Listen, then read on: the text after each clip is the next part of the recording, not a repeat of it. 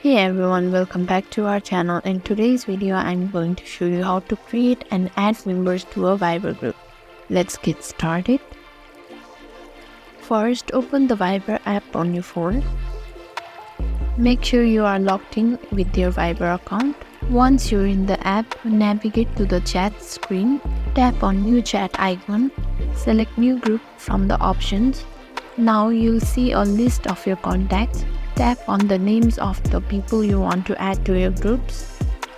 You can select multiple contacts here. Once you have selected all the members, tap on the next button.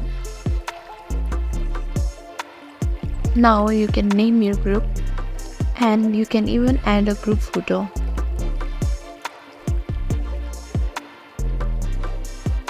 When you're done, you can click on Done. Congratulations, you have successfully created your Viber group. You can now start chatting with your group members. And that's it. If you found this tutorial helpful, don't forget to like, subscribe and hit that bell icon.